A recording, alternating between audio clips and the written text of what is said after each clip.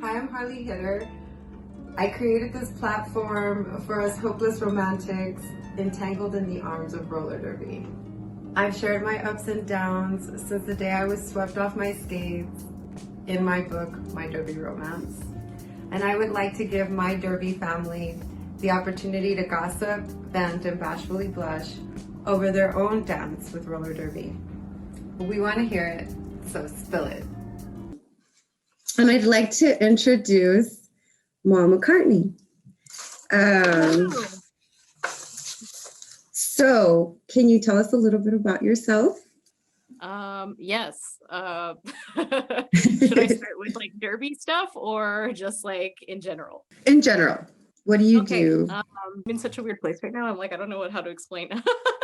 I lived in a bunch of different places growing up. My dad was in oil, so we traveled around a lot. I didn't have that many friends. I had a hard time making friends growing up, so I was really close with my family, my brothers, and I never played sports or anything growing up.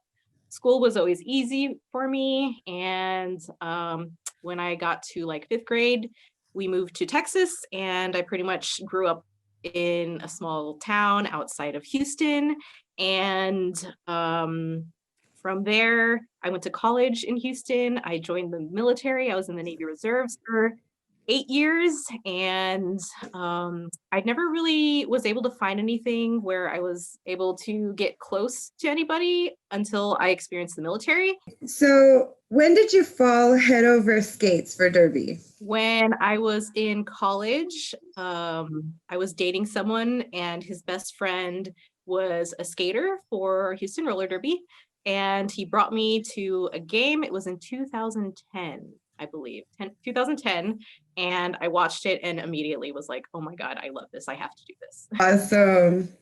And what was your first date like, whether it be your first practice or your first bout? Or both? It took me a while to get up the courage to actually go to a practice. I knew how to skate already. I skated as a kid, and they had these fresh meat boot camps or whatever. And so I showed up. It was a skating rink. I was super nervous at the time, like being in college. I was just very insecure and not very confident. And so for me to actually get myself there to practice was a huge deal. But then once I was there and I saw everybody was so just doing their own thing, people were so nice to each other and encouraging them and giving them tips. And that was my first practice, and like I've been hooked ever since. What year was this? That was in 2010. And your first bout? I graduated the following year, so in 2011, and that's when I tried out. It was towards the end of the year that I tried out, and I made it. There was a whole fresh meat program. Basically, a bunch of people tried out, and we were a really close group. We got to practice with each of the different home teams. So each home team had their own kind of personality. So we, as a fresh meat group, kind of like formed our own team. And actually, that year, when the draft came around, because there were so many of us, they actually formed a fourth team. There were only 3 at the time. And so I was like so sure I was going to go to that fourth team. And while they were calling out the names, I was so nervous because they were calling everybody else's name. Mine was the last name to be picked. And so I was like, oh my gosh, did I not pick it? And I was so scared. But yeah, and then when they called me and they're like, oh, Maul McCartney, you're skating for the Psych Sirens. And I couldn't believe it. I was like, I was not expecting that, because that was like the team that was like the most intimidating to me. I was just like, oh, there's no way I'm going to be on that team. So it kind of blew my mind, and that kind of. Doesn't it? Yeah, like derby will totally do that. I remember I never thought I'd be a jammer, and I talk about that in my book. And I even like made my name something more aggressive so that I would be more of a blocker. And then you just end up being something that you totally, it gives you that encouragement without even like knowing that you're going to get that, Yeah, where you didn't think that you don't think that you're that good, and derby will tell you, yeah, you are. Yeah, you are. Yeah, and it brings out something in you that you didn't even know. It challenges you in ways that you probably never would have challenged. At least for me, that's definitely happened. Absolutely. Same here. So did you start out with the name Harley Hitter, or did you switch? from something else? So I started with it, but I initially wanted to be Jammin' Joplin, and I never Yeah. thought I'd be a jammer. Yeah. So yeah, I was like, I'll never be a jammer. So I wanted something like a blocker name, and I thought Harley Hitter. I thought, well, I mean, I need to start hitting more, and I ended up being a jammer that hits a lot. Yes, Like, you do. well, You have those bony hips, girl. yeah. I'm like, if I'm going to be hitter, I'm going to be hitting, you know? Yeah. I think my next question would be gear. What was the worst, like, beginner gear you used? Borrowing anything, like any. I'm trying to think what I just started out. I borrowed everything except for roller skates. I got my own skates, just because I wanted to like skate outside and stuff too. So thank goodness. I want to say that I've had to use someone's mouth guard before. Like we molded it and everything, thank goodness, but I had to do that. But Dude, in we'll Derby, do it's like, anything. whatever. We will do anything to play derby. We're like, let me that. I I'm know. going. It's just so funny in contrast with like how everything is going right now. It's just like, ew, coronavirus, ew, what? Like we were like super close. I'm sorry, I just realized my nails. Like I only did half my nails. Don't look at that. Yeah, I was hoping to paint mine before, and I was like, oh well. It's like, who's gonna notice? Yeah. My next I did that out question. yesterday. We'll make sure you notice. We didn't paint our nails. Well, you started. What is the best gear that you have right now? We've come so far, right?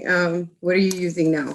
Well, my favorite are my roller skates. I have Bont hybrid carbon skates, and they're the two-tone skates. So I feel like that's such a popular thing now, but I feel like I was like one of the first people that had like the two-tone skates, and black and red because that was my original team's colors. So I just felt the combination was just it for me. I feel like I can move just in ways that blow my mind. I'm like, oh man, I cannot move at the skate park, and my Moxies can't move anything like I do on my Bonts. And also the S1 helmet, I didn't put enough emphasis on the impact of like head injuries. I'm pretty sure I've sustained something, and I just wish that I would have been more aware of that, because I definitely like wore a helmet for way too long, and like it's definitely had a couple of hits, and I think I should have been more aware and smarter about that. So love that. I wear pro designed wrist guards and elbow pads, super high quality, love them. The only reason why I got rid of my last pair is because they just stunk so bad. I was like, I can't wash the funk out of them. And so, I donated them to the league, and now someone else gets to wear my stinky gear. Some really good but stinky gear, right? Yes. Yeah, it works. Yes. So today we did the derby makeup on purpose. Yes. So this is a thing, derby makeup. Not everybody does it, but there are a few who really enjoy it. So how has your derby makeup evolved from the beginning? I know you mentioned something about once you put the red lipstick on, it was like, yeah. I am my alter ego. Yes. Basically, derby gave me the ability to wear red lipstick because I used to just not. Literally, my makeup was eyeliner, and that was it. I just felt like it was too much, and I was just like, oh, I have kind of fuller lips too, and I was like, I didn't want to, attract attention to it. Like, why was I trying to hide that? Like, it's part of my face, and like I should, if you got it, flaunt it, And so now I love the red lipstick.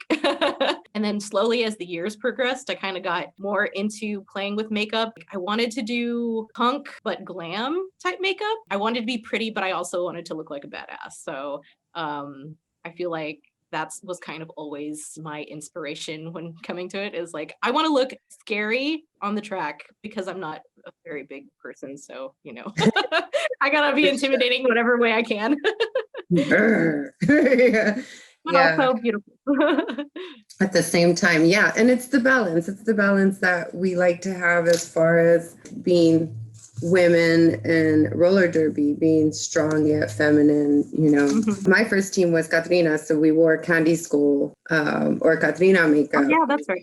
Yeah. And so we'll hopefully have pictures up on the video of your beginner about makeup and my beginner about makeup. And mine's evolved also. I go more with my tradition and my culture now and my warrior makeup because I'm out there to fight. Yes. But yes, I'm also a very kind, mellow person. So once I put the makeup on, I'm no longer my calm self, you know. Yeah, it kind of flips a switch and it's just crazy. And then to see like the pictures too, especially like, I feel like we're so blessed to have so many talented photographers that will take pictures of us. Yes. And oh my God, I'm like, you got that moment. Oh my God, I look so much cooler than I feel. Or I look so much worse than I thought. No.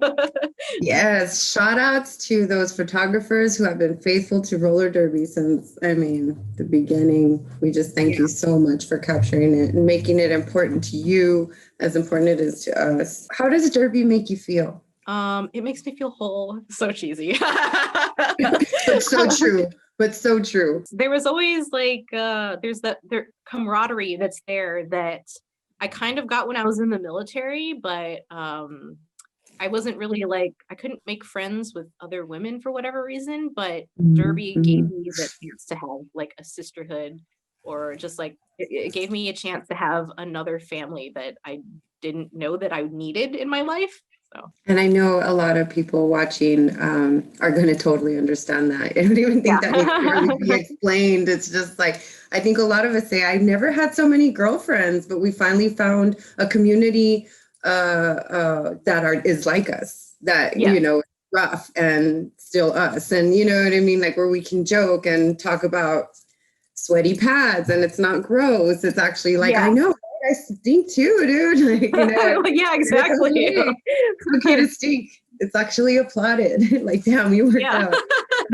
Have you ever had any derby injuries? Yes. My first injury was in 2013. I tore my ACL. I didn't even realize that something was wrong. I was just icing my knee. They took an x-ray, which is not the thing you do if you have ligament damage. And they're like, oh, just ice it or whatever. I took like a really hard hit to my knee. It was during a scrimmage and basically somebody fell and they kicked out their skate. And so their skate hit the side of my knee and I feel like my knee kind of did like one of these like, wow. and I was like, ooh, that hurts real bad.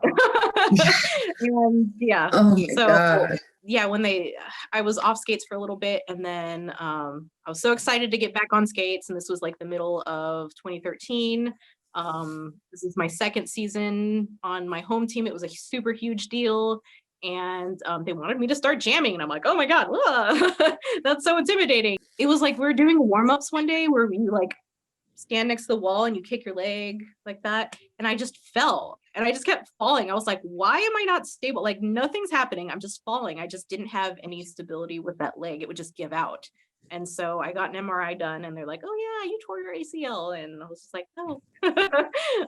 And then it was like within a week, I was scheduled to have the surgery and everything, not realizing that was like my first real injury. Like I'd never had surgery before. I never played sports, any of that stuff. So I didn't realize like how big of a deal it was. And that was like a 6-month recovery.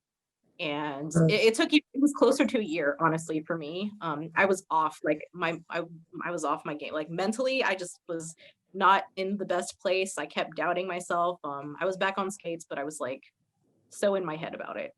So, and then I took like the following year, 2014 off, I believe, because of it.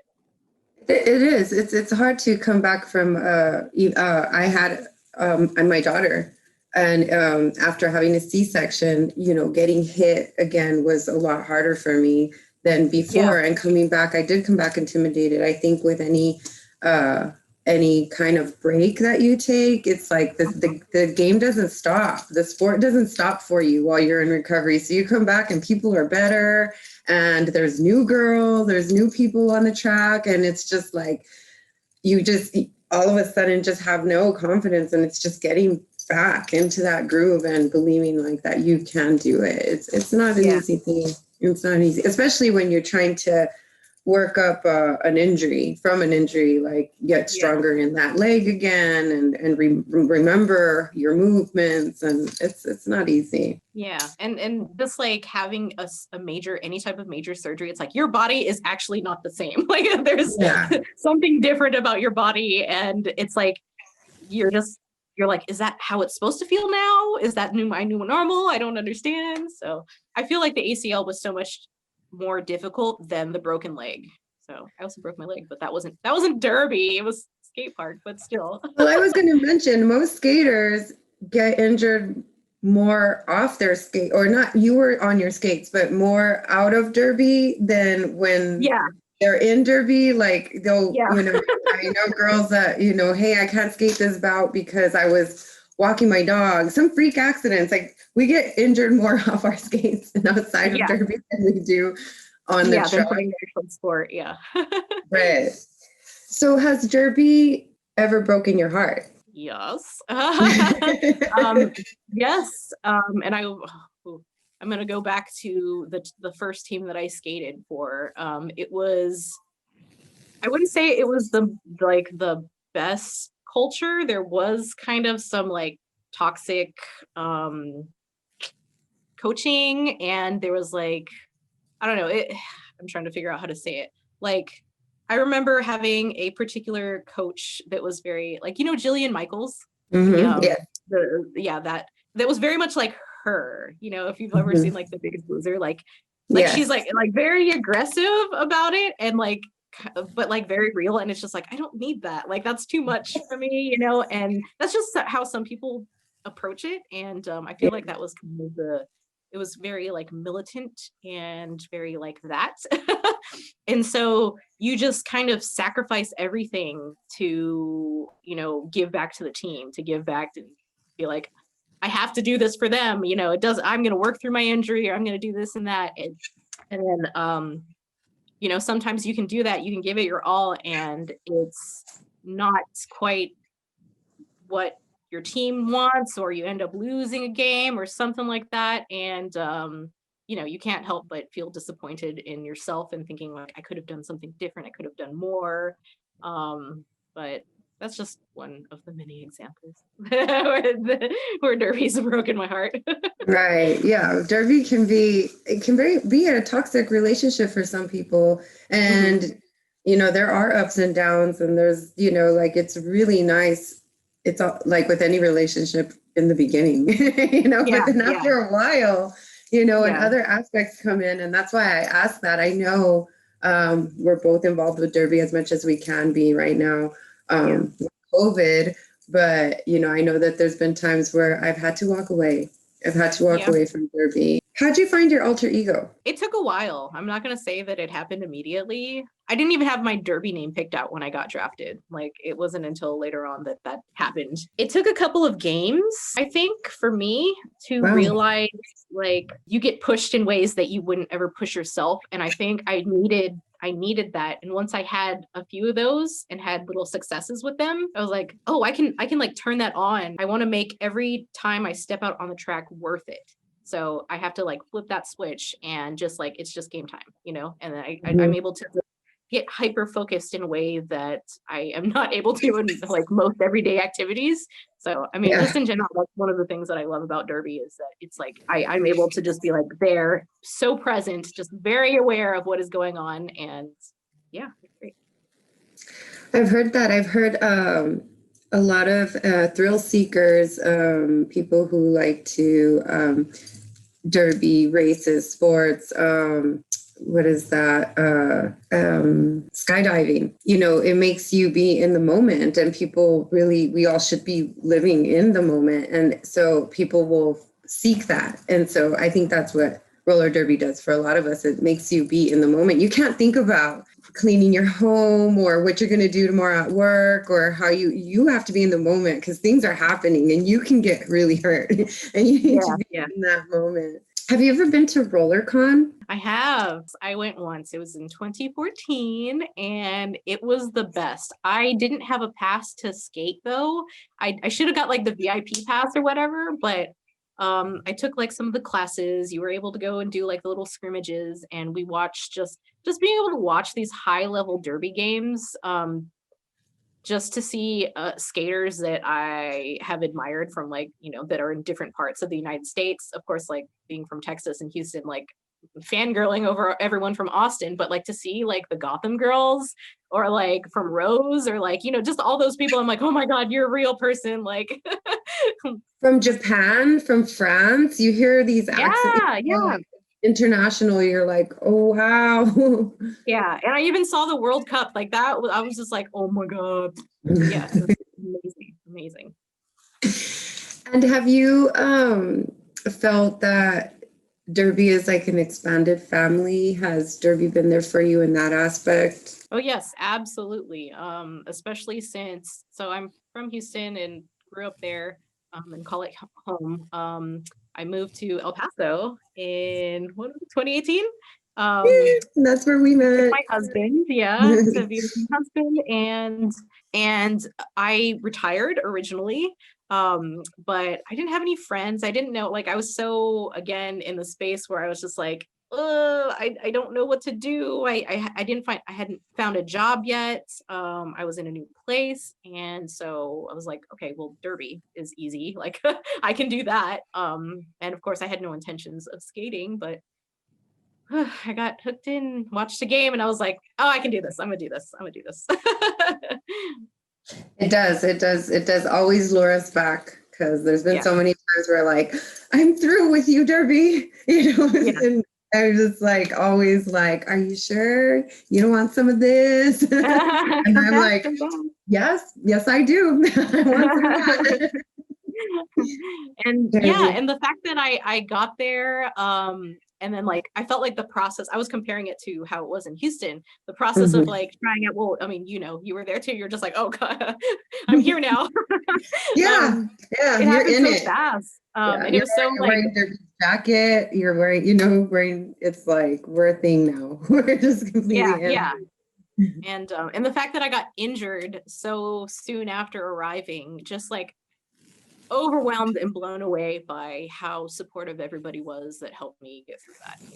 I mean, that really sucked. But I mean, honestly, like EPRD is amazing. So thankful. Yes, they've helped me a lot too. So what are some of the things that come between you and your roller derby passion? Life, schedule, anything like that? Right now, it's just COVID. Right. I was going to say, besides COVID. When I was in El Paso, I wore too many hats. I got in the way of my own skating because I wanted to help. I think I put this pressure on myself after being injured. Like, I have to give back. Like, I need to give back because they gave to me, And I didn't do it in the most healthy way. I didn't know how to say no. And I mean, I feel like I burnt myself out a couple of times that year where I was just like, oh my God, I just can't do anything right now. It's usually a mental block for me. There's usually something there that's holding me back, and it's usually all in my head. Right.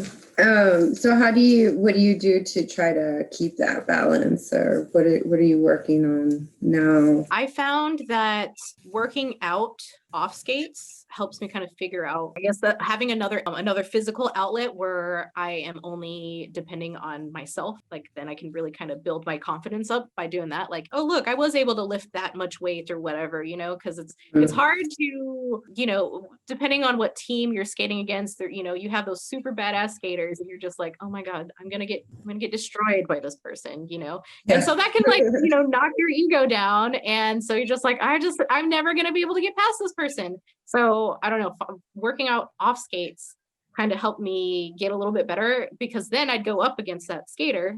Talking about Anne, by the way. I know who you're talking about. And we're talking about you.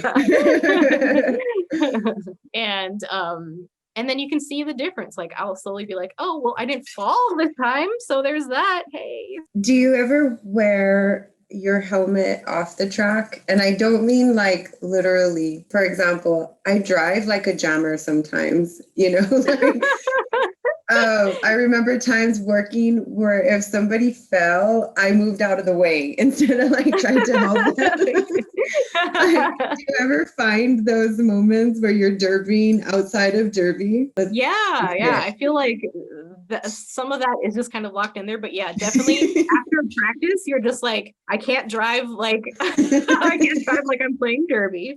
And I feel like when I was working in a school, like dodging children, I'm like, yeah. Yeah, where you use your derby experience to life, and it doesn't Yeah, always you look different. We act different, like things. People fall and we laugh before we ask if you're okay. You know what I mean? Yeah. It's just like, oh, Like, you're wait, good, you're sorry. good. Normally we like applaud it, or just like, you're fine, it's okay. Oh, sorry, shouldn't do that in real life. And we forget that. We forget that. Yeah. What was your worst derby moment? Wow. Of all of them, right? know. There's a lot of bad derby moments. I want to choose one that's like not gonna hurt anyone's feelings. Yeah. Honestly, I think my worst derby moment was being on the board and having to make some very hard decisions about the well-being of everybody, even if that meant hurting somebody in the process. I don't know. It's just like the well-being of all was the priority, and so that you have to make hard decisions based on that. And I feel like that's worse. And I'm glad I had the experience, but no, I don't want to do that. No, I don't want to be responsible for hurting anyone's feelings and making those decisions. And yeah, being on the board, I'm sure a lot of people understand it's not an easy task, and you don't make everybody happy. Exactly. When do we ever can make everyone happy? It's just not. Yeah. And there's so many times where it's like it doesn't matter what you do, like it's just all these, like all the choices suck. But we have to make one of them, so which one's going to be the least? And there's so many personalities. There's there's always we thank you for all the personalities in roller derby. Yes. But we cannot please all of them, and that's really hard because we want roller derby to be enjoyable for anyone who joins, because there are so many benefits of it. What was your best derby moment? Best derby moment. I think the most recent one was when we went to Vegas and we played the team over there. Like, that was so I just had a blast for just skating, like getting to travel with everybody and then getting to skate. And it was just like, I don't know, it just felt surreal a little bit. I don't know, it was so hot. It was hot. There was a snake there for some reason. Where? You don't remember? There was a guy that had a snake. I think I have a picture of that snake, and I'm going to definitely have it in the on the channel. Yes, there was a snake there, and they had really nice merch. I remember they had a nice little raffle. It was really cool. I really enjoyed everyone there. Thank you for having us there. Yeah, and I think maybe part of that was I just like seeing how other leagues run and other leagues work, and just to see how different it is. Like, this is what you guys practice in. There's no air in here. What, like just that's all that right. kind of That's when it was hot. Yes. Yeah. Yes. A good venue is hard to come by, and I give everybody like props for skating on what you skate on, because I know I've paid my dues and hard floors and rocks and cracks and whatnot. How are you coping with the pandemic and not being able to be in roller derby right now? I'm not coping with it. That's an honest, legit answer. That's valid. That's valid. I had to move to another state. That was not necessarily like something I wanted to do, but something I had to do. I had to quit my job. I seriously, if I would have kept going, like I would not have made it through the rest of the year. I really truly believe that. If I had derby, if I had the gym, if I had those things in place, maybe I could have stayed working, but without them, there was no way. I kind of have been trying to get my skate on in other ways. I'm trying to go to the skate park, despite my fear of breaking my leg again. So that's kind of how I'm dealing with it. And that's how I'm making it through right now. Like, I feel so lucky. We went to a farmer's market here, and I saw people on skates, and I had to go stalk them. I'm like, oh, derby girls. And so, and just immediately, like, I talked to them, and then like when I got home, Facebook requests friends, and Yes, so and I've had yes, I love the community. Yes. yeah, and I'm so one of glad. the skaters like asked me to go to a skate park. We went, and I'm just like, "Oh, thank you so much." There are other ways. I know that you've done like your YouTube and you have lots of amazing artwork and an adult coloring book for Derby. You also helped me in collaborating with my Derby Romance and other things and other projects. So there are other outlets that you have also used, and I want to put all the links on the bottom. And do you have any words of encouragement for people that are watching right now that are having to deal with the pandemic and are in the same boat as we are, not able to skate and need to hear some good vibes, good words? Buy my coloring book and color. It'll make you feel better. Dude, that's great. Yes, yes. If you don't know, it's called Be Your Own Hero. Be your own hero. Get your own skates. Be your own hero. And also, whatever thing brings you joy, like even if it's a tiny little thing like coloring, for example, it doesn't have to be that. It could be whatever.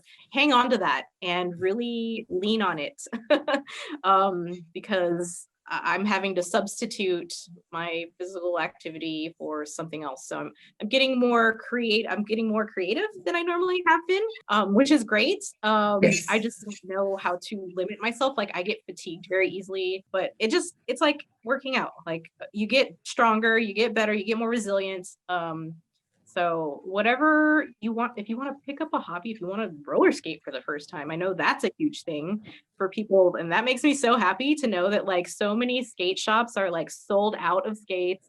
Moxies are back ordered, for months. Like, okay, that's not a cool problem to have because people don't have their skates. But I just think it's so cool to see how the skating community has just blown up, and it's made me look at skating in a different way too. So I'm looking more into park skating for sure, and just seeing like jam skating and just seeing like the little videos, like the little TikTok videos or the reels on Instagram. I'm like, how do you make that look so cute? I look so dumb when I try that. I just love seeing that kind of stuff. So whatever brings you happiness, just cling on to it, lean into it, embrace it. Keep doing it. Mm-hmm. Well, I want to thank you for your time You're so welcome. Thank you for having me. It's an honor to be your first guest. yes. Am I your first I guest? love. I'm like just assuming. Yes, you are. Yes, Okay. and I enjoyed hearing about your whole Derby romance, and hope to hear and see more of you. Please follow Allie. Callie A on YouTube. I'm Maul McCartney 9 on Instagram, and I'm Allie Kelly XO on Facebook. Allie Kelly Yes. Design. If you're interested in my art stuff, so I do everything. I do. Yes, she does. Yes, just take a look at it. And like I said, links will be down below. And I thank you. And there should be some music coming up soon. And yay! Goodbye.